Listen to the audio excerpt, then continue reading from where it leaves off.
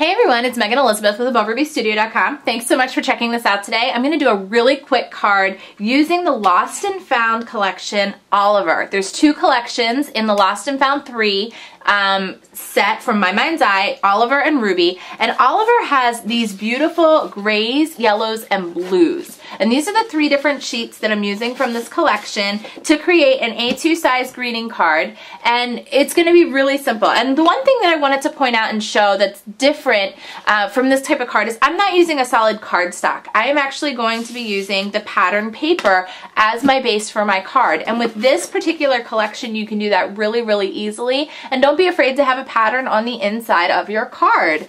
It's something that I think we miss out on often. But with My Mind's Eye, Lost and Found 3, the texture and weight of this paper, it's a little thinner than just like a craft cardstock or a super heavyweight cardstock for a card base, but it's heavy enough that it works really well, and you'll be just fine sending this as a greeting card.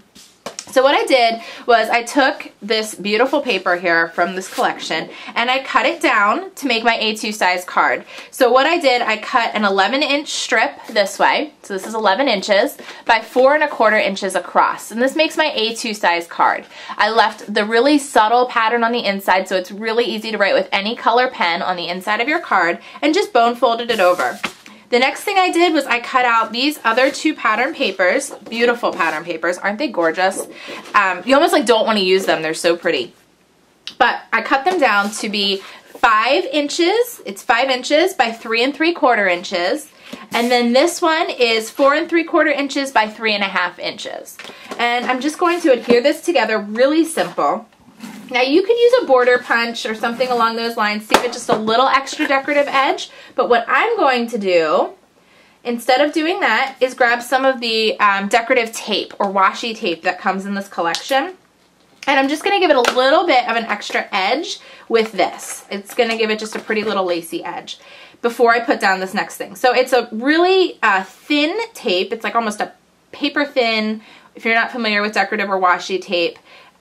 It's almost like a printed masking tape, a little bit thinner than that. It's almost kind of see-through. It's very pretty and simple, and you don't even need to use scissors for the most part with it. You can just rip it. So I'm going to leave just a little bit of an edge. I'm going to actually go this way with it. And you can see the pattern still kind of show through, just along the bottom here. And then I'm going to place this down right on top. So these are all, you know, this particular set all coordinates just so beautifully together. It makes it really simple.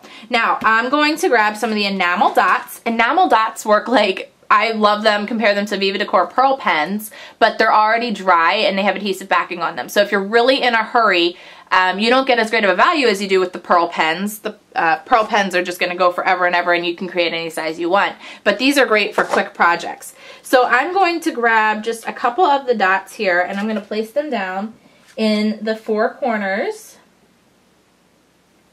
of my card.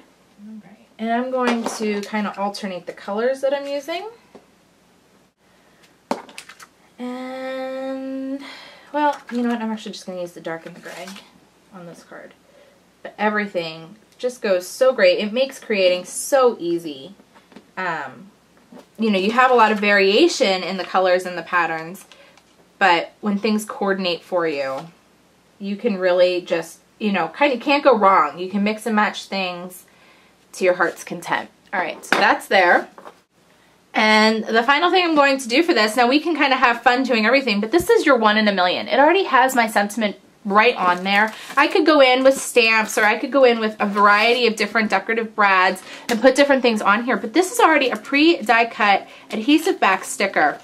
It has a lot of dimension to it. You can see all these layers here, and it has that right on there. And again, it coordinates beautifully, perfectly, and it can go right on the front of my card, and it fits just awesome. So this is how easy it was to create a card using the My Mind's Eye Oliver kit. I hope that you guys enjoyed checking this out today, and I'll see you again soon at AboveRubyStudio.com. Bye-bye.